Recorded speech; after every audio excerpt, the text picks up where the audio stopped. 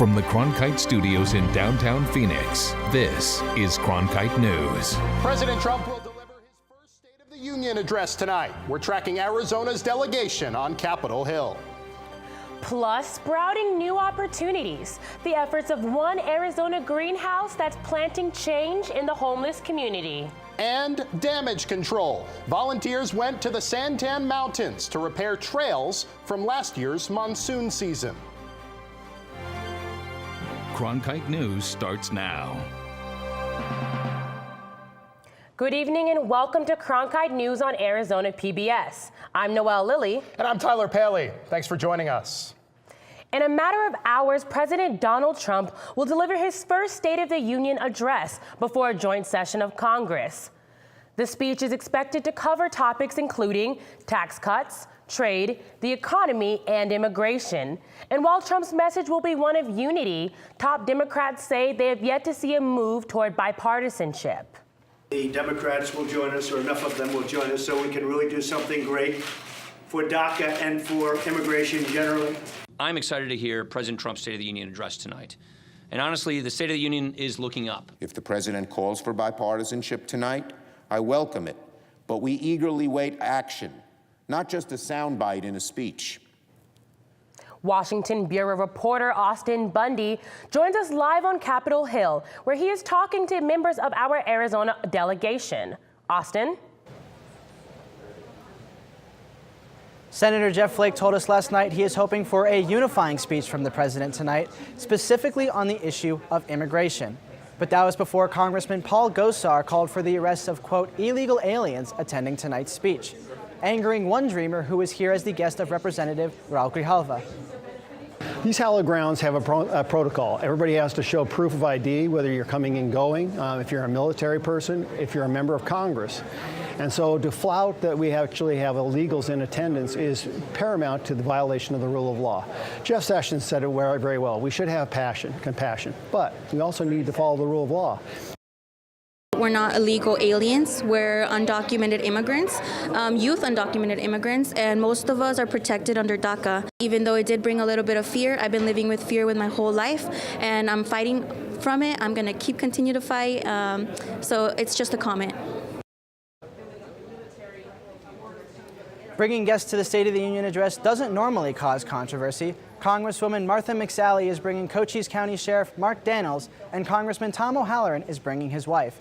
Cronkite News will be here throughout the night talking to lawmakers and their guests.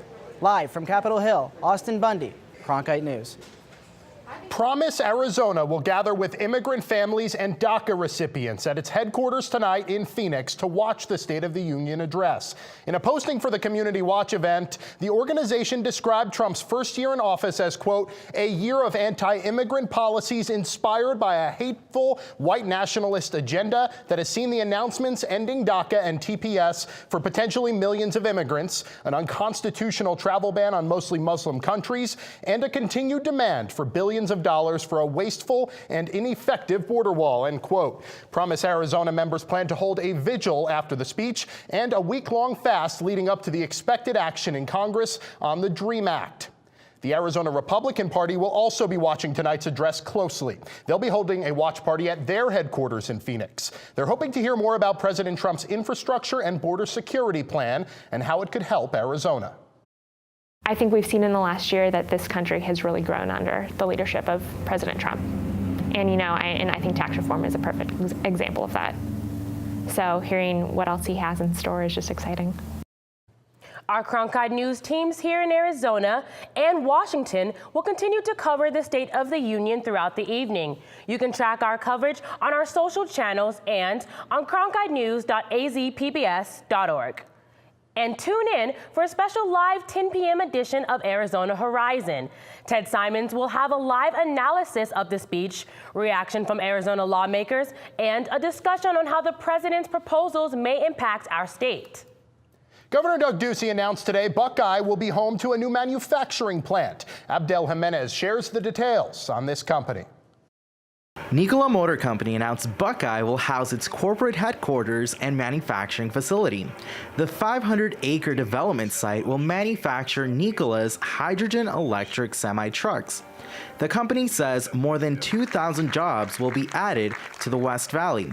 That will bring more than $1 billion in capital investment by 2024. And we needed a workforce that could be hired quickly. To hire 2,000 jobs is a very difficult thing. And not just 2,000 any jobs, these are 2,000 jobs that need to be trained. Milton says Governor Doug Ducey's entrepreneurial spirit was another reason for the move to Arizona. The company plans to reduce its emissions to zero starting from the construction of the site to the manufacturing of the trucks. The mayor of Buckeye, Jackie Meck, says his town is attractive to developers. I always say that we have a lot of dirt. People can come out there. We're 600 square miles. Construction for Nikola in the West Valley is expected to be completed by 2019. In Phoenix, Abdel Jimenez, Cronkite News. Right now from the state capitol, House Speaker J.D. Mesnard released the results into the sexual harassment allegations against Representative Don Shooter. The investigation found there is credible evidence that Shooter violated the policy against sexual harassment. As a result, Mesnard is removing Shooter from all committee assignments. There will be a resolution to censure him, and Mesnard plans to change House rules to require a formal anti-harassment policy. An investigation into the conduct of Representative Michelle Ugenti-Rita found no credible evidence in the accusations against her. With 2018 being an important year for elections here in Arizona, one group is working to make sure political groups are more transparent, especially with their advertisements. Reporter Sydney Eisenberg shows us how a former attorney general is working to keep dirty money out of the political game he was involved in for 7 years. Former Arizona Attorney General and Mayor of Phoenix, Terry Goddard, wants companies to show Arizonans the money. Dark money, that is. His new campaign, Outlaw Dirty Money, is currently holding a petition drive in order to collect enough signatures to amend the Arizona Constitution. The change would allow Arizonans to know who is donating to political advertisements for candidates and propositions. This state is the playground for the people who want to control our politics, but not to have their names on the ballot and not to have their names in even the disclosure. He is not the only one fighting this issue. Democratic Representative Ken Clark introduced Arizona House Bills 2049 and 2050 earlier this month, which aim to make companies here in Arizona and out of state more transparent with their political donations. If Arizona, having had more dirty money than any place else, stands up against it and says no more, that's going to resonate across the entire country, other states, and Congress, hopefully. Goddard believes that the topic will unfortunately not be brought up during President Trump's State of the Union. I would say the chances are zero that the president will address this in the State of the Union, just like Governor Ducey won't address it, because he is a beneficiary of dirty money. The Outlaw Dirty Money campaign needs over 225,000 signatures by this summer. If enough signatures are determined to be valid, voters could see the amendment on the ballot this November. In Phoenix, Sydney Eisenberg, Cronkite News. According to the Morrison Institute for Public Policy at Arizona State University, during the 2012 election cycle, $336 million were spent on presidential and congressional campaigns by dark money nonprofits. A project in Bisbee is helping the homeless population start over. Coming up on Cronkite News, the founder of the project hopes for more government support. Plus, monsoon storms are less frequent but are becoming more intense. How damaged trails are affecting more than just hikers. I'm Judy Woodruff, anchor and managing editor of the PBS NewsHour. The journalists of tomorrow face a fast-changing media landscape, but quality news remains vitally important to our communities, our country, and our world. At ASU's Walter Cronkite School of Journalism and Mass Communication, students learn solid, reliable reporting, holding the powerful accountable, and rebuilding the public's trust. The Cronkite School and Arizona PBS, preparing the next generation for a stronger future of journalism. As journalists at Cronkite News, we report on stories that matter to you by focusing on the local impact. We dig deeper and work tirelessly to keep you informed. Live in Wickerburg. Live in Los Angeles. In Cleveland. In Washington. In Louisville. From Jerusalem. Live in Philadelphia. From around the world to right here in Phoenix. At Cronkite News, we report the facts and stick to the truth. Suicide prevention advocates gathered at the Capitol today. State Representative Mitzi Epstein introduced a new bill that would require school boards to create policies that would help prevent youth suicide. The policies include training for teachers to help spot the signs of suicidal behavior. We lose someone to suicide within our state of Arizona every 7 hours. The youngest reported suicide in our state is 9 years old. So when you look at the statistics and the data, there needs to be more awareness, education, prevention, treatment, and postvention put into our place so these numbers can start decreasing. Additional prevention efforts include designating a state coordinator of suicide prevention to oversee and implement all policies related to saving lives in Arizona. For help in crisis situations, you can call Teen Lifeline at 602-248-TEEN or the Impact Suicide Prevention Center at 480-784-1500. For the homeless, getting back into the workforce can be a challenge. That's why one southern Arizona community is planting hope. Reporter Adriana de Alba traveled to Cochise County, Arizona, to find out how a greenhouse is changing lives through gardening. On the southern rim of Arizona, nestled in the mountains of rural Bisbee, you'll find the Tin Town Resource Center. Beyond a homeless shelter, it's a place to work and find one's purpose. Ian Dorfey brought the idea of this greenhouse to life. The project hits close to home. At one point, he too was homeless. There are not a lot of opportunities for people that are poor and homeless here. And I wanted to see there be some genuine opportunities. It's an emotional mission for Dorfey, and it provides an opportunity for the homeless community here to run the greenhouse as a business by growing and selling their own produce. They keep you busy, give you a sense of direction. Sowing the seeds every morning means a fresh start for clients like Brenda Sandoval. I'm a different person. I look at everything different. I feel better about myself. And I'm the person I used to be, I think, before I got lost. Brenda was homeless for 11 years and used drugs. But here, she celebrates 6.5 months of sobriety. I can't believe that I didn't find someplace like this sooner. And I think of all the time that I wasted not doing anything, and it's ridiculous. I know that I may be changing lives, but I don't look at it that way. I do these things out of a love for God. The issue of homelessness in rural areas like this one is often overlooked. The coalition here finds that access to resources presents a unique challenge.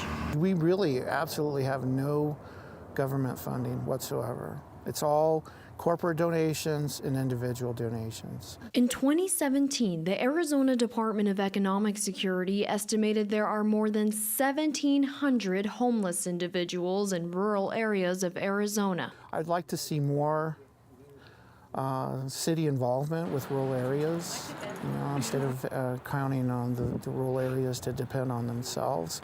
Meanwhile, the clients of Tin City continue to move ahead through their own efforts with a newfound confidence and hope the fruits of their labor will lay the groundwork for a promising future. In Bisbee, Adriana de Alba, Cronkite News.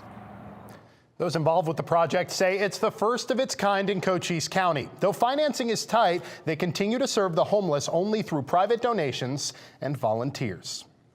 The Colorado River Basin is home to lots of wildlife. But a broken pipeline caused lots of problems for a nearby fish hatchery. Coming up on Cronkite News, we'll take you to Mojave County to see why successful trout breeding means so much for the community. Set your alarms and look up to the sky for a rare lunar trifecta. We'll explain what makes the super blue blood moon so special.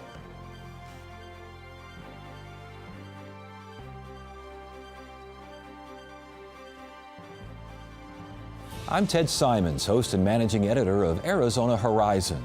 Join us each weekday at 5:30 and 10 as we bring you the top newsmakers who impact the state. We cover the stories in depth that shape and affect our local communities, and we take the time to ensure that all voices are equally heard. For more than 30 years, Arizona Horizon has been your voice and your source for what matters most, right here on Arizona PBS.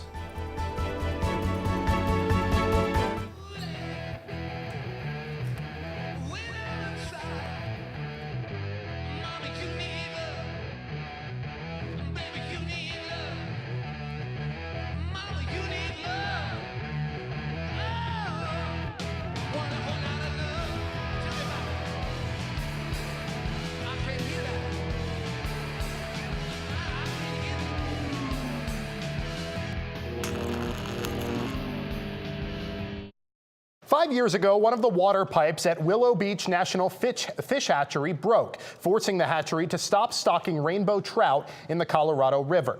As part of our Access Across Arizona initiative, Cronkite News has been tracking an uncertain financial future in Mojave County due to this lack of trout.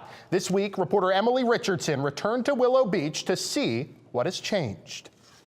Rusty Brown owns a tackle shop in Bullhead City, and a few years ago, his shop and the county faced economic problems when the Willow Beach hatchery stopped releasing trout into the river. We were having people not wanting to come here because they recreation to this area, not just for the gambling in the casinos, but while the wives are at the slot machine, the husband likes to go out and fish. We knew that we had to quickly ramp up because we had been told that fishermen, once they kind of leave their favorite fishing hole and find a new place, they'll never return.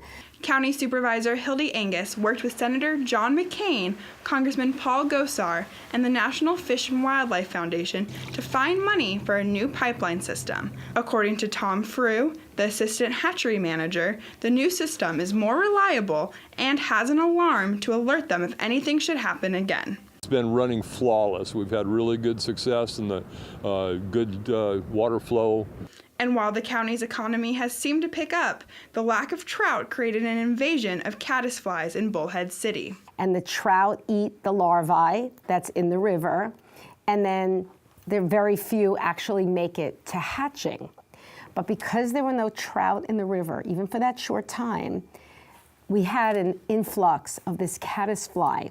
Even though things aren't perfect, Rusty is happy to be creating memories while continuing to run his store. Families and kids are being able to come and catch fish. It's just the neatest thing, you know, when you see some little kid with the first fish that they've ever caught. In Bullhead City, Emily Richardson, Cronkite News. The county supervisor says that the caddisfly could become a health hazard in the future because they mummify and become a powder that people breathe in. The county is working with an entomologist to find a solution. Monsoons are no stranger to Arizona, but one Arizona study says the storms are getting worse, leading to more damage in county parks. I went to Trail Work Volunteer Day in Queen Creek to find out how some regional parks are coping with this problem. Shoveling dirt, which could include swinging a pickaxe, and stacking rocks. That's it.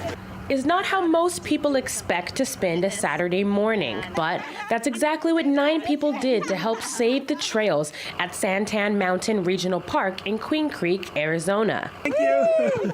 Trail Work Volunteer Day was created as a way to help repair regional parks in Maricopa County that have suffered damage due to monsoon thunderstorms. The problem, a University of Arizona study says, is that monsoon thunderstorms are becoming less frequent but more severe. It's kind of like fewer bullets from the gun, but those bullets are a lot stronger than they used to be. Chris Castro is an associate professor of hydrology and atmospheric sciences at the U of A. The bottom line conclusion is that our monsoon thunderstorms are indeed becoming more intense. That's why volunteers came out to help at the Santan Mountain Regional Park. and we're out here all the time taking advantage of the trails and the beauty out here, and so it's nice to come and fix it up when we can, take care of it. For the park staff, like Nikki Bunnell, help from volunteers makes all the difference. To have an extra 5, 10, 15, 20 people, it's amazing. It's a lot of help. It just shortens the time that it would take to repair these trails. For now, Sandhill Mountain Regional Park continues to call on the help of volunteers and lovers of the outdoors. 1, 2, 3. According to the Maricopa County Parks Department, the cost of repairing all the county parks is projected to be almost $10 million by 2019.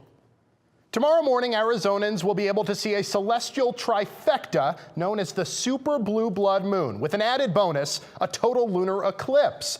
A blue moon is when there are 2 full moons in a month. A super moon is much larger than normal and is 14% brighter than normal. A blood moon is a full moon that lines up with the Earth and the sun, giving it a deep red glow. All of these combined makes it a super blue blood moon. Plus, its total lunar eclipse all at the same time. The last time this happened was back in 1866.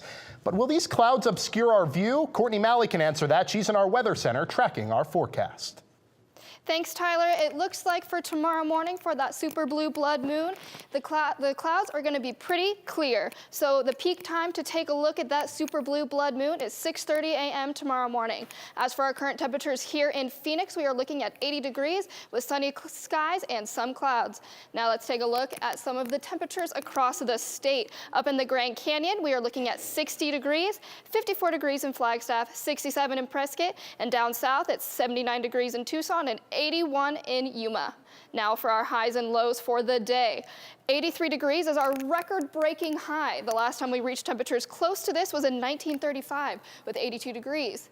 And going into our forecast for the next 3 days. As for tomorrow morning, be sure to grab a light jacket to take a peek at that super blue blood moon because 51 degrees is going to be your low temperature. We're looking at lower 80s for the next few days. And if you're taking a look or watching those golfers tee off in Scottsdale or watching the big game on Sunday, be sure to have your sunglasses and a bottle of water ready because we're going to be in the lower 80s. For Cronkite Weather, I'm Courtney Malley. Thanks, Courtney. And speaking of hot spots, you may want to avoid Tempe for the next month. That is, if you aren't a Hamilton fan. It's opening night for at Gammage for the Broadway show Sensation. Gammage and the city of Tempe have been alerting ticket holders and residents about expected crowds, parking issues, and security concerns. The Hamilton National Tour led to the sellout for the Gammage season tickets in just 2 hours. And thousands of people are entering a daily lottery to win $10 tickets to the show. The Arizona Department of Transportation is even using Hamilton lyrics on its overhead signs to get those theater goers to drive safely. Well, it's flu season for humans, but our furry friends are getting sick too. Coming up on Cronkite News, 30 dogs are sick and 1 even died. How Strep Zoo is infecting Valley shelters.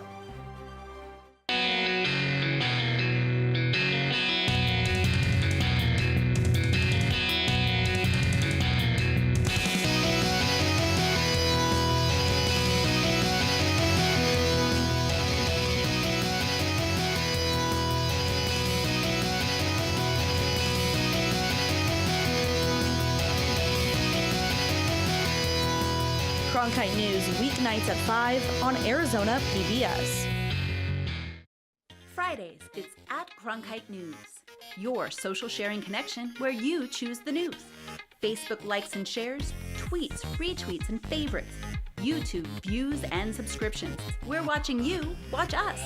From our digital home at cronkitenews.azpbs.org to your television, web browser, or mobile device. Find us on Facebook, Twitter, and YouTube. Then join us for At Cronkite News, our weekly refresh, each Friday at 5 on Arizona PBS.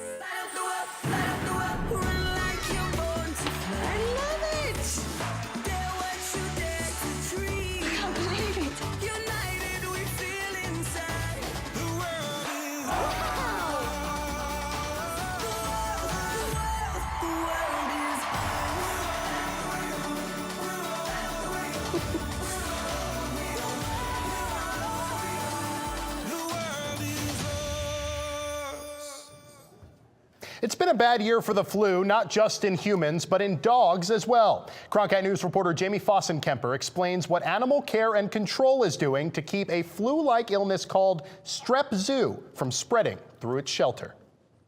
2 weeks ago, an infection broke out at the Maricopa County Animal Care and Control Center East Valley Shelter, an infection nicknamed strep zoo, and it's infected 30 dogs. 1 died. Streptococcus zooepidemicus, what people are normally calling strep zoo, is a uncommon bacterial infection that causes respiratory disease in dogs. This infection is rare, but can be found within animal shelters because of their living conditions. Strep zoo is not a common respiratory tract infection in dogs, but you can see it in shelter situations when dogs' immune systems are suppressed and they're stressed out.